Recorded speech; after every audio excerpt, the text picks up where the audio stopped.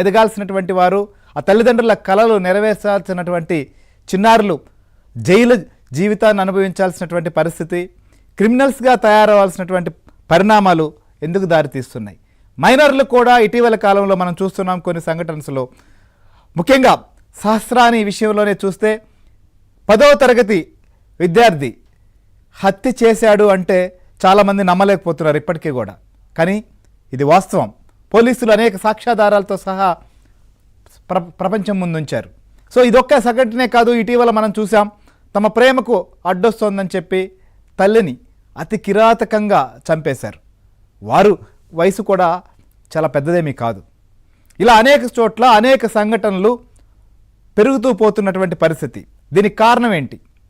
So తల్లిదండ్రుల పెంపకంలో లోపం ఉందా? విద్యాబుద్ధులు నేర్పించాల్సినటువంటి విద్యాలయాల్లో పరిస్థితులు మారుతున్నాయా? లేదా సమాజంలో వస్తున్నటువంటి మార్పుల ప్రభావం వీరిపైన తీవ్రంగా పనిచేస్తోందా? ప్రధానంగా ఓటీటీలు కావచ్చు, మొబైల్స్, టీవీలు ఇవన్నీ కూడా ఒక రకంగా వీరిని క్రిమినల్స్గా మార్చేటువంటి ప్రయత్నాలు జరుగుతున్నాయా? ఏటి ప్రభావం వీరిపైన పనిచేస్తోంది?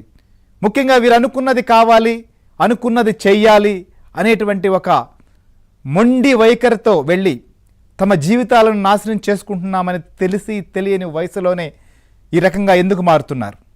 దీనికి కారణం ఏంటి? ఇప్పటి వరకు మైనర్లను ఎక్కడైనా చంపినా, వారిపైన ఇతరితర అఘాయిత్యాలకు పాల్పడ్డా మేజర్లను చూసాం. కానీ ఒక మైనర్ను మరో మైనరు చంపేశారు అతి కిరాతకంగా.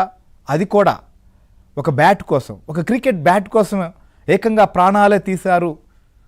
ప్రాణాలే తీయాల్సినటువంటి పరిస్థితి ఎందుకు దాపురించింది? సో ఈ విషయాన్ని ఏ రకమైనటువంటి మార్పు రావాలి? ఇంటి వ్యవస్థలో ఎక్కడ మార్పు రావాలి? విద్యాలయాల్లో ఎలాంటి చర్యలు తీసుకోవాల్సిన అవసరం ఉంది? పిల్లల విషయంలో మరింత అప్రమత్తంగా ఉండకపోతే మూల్యం చెల్లించక తప్పదా? సో ఇదే అంశాన్ని కూడా మనం అనాలిసిస్ చేద్దాం. మనతో పాటు ఈ యొక్క కేసును గత వారం రోజులుగా రిపోర్ట్ చేస్తున్నటువంటి మా ప్రవీణ్ మనతో పాటు లైవ్లో సిద్ధంగా ఉన్నారు. ఇక ఇలాంటి సంఘటనలు జరిగినప్పుడు అనేక కేసుల విషయంలో ఇన్వెస్టిగేషన్ చేసిన రిటైర్డ్ పోలీస్ అధికారి అయినటువంటి రెడ్డన్ గారు మనతో పాటు జాయిన్ అయ్యారు. అట్లనే ప్రముఖ సైకాలజిస్ట్ అయినటువంటి వివిఎస్ రవి గారు మనతో పాటు లైవ్లో ఉన్నారు. ఇక ప్రముఖ హైకోర్టు న్యాయవాది కృష్ణకాంత్ గారు కూడా మనతో పాటు జాయిన్ అయ్యారు. సో అందరికీ వెల్కమ్ సార్. ఎస్, అసలు ఈ ఇన్సిడెంట్ మీద చర్చించాల్సినటువంటి పరిస్థితి రావడమే చాలా ఇబ్బందికరమైనటువంటి పరిణామం. కానీ ఖచ్చితంగా తల్లిదండ్రులకు ఆలోచించాల్సిన అవసరం ఉంది. పిల్లలు కూడా మార్పు రావాలి.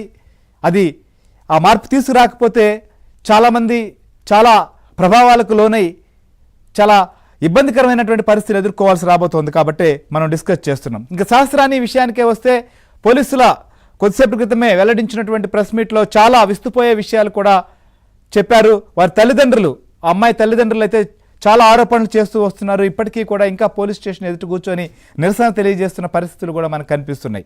అసలు ఏంటి ప్రవీణ్, ఈ కేసు సంబంధించిన విషయంలో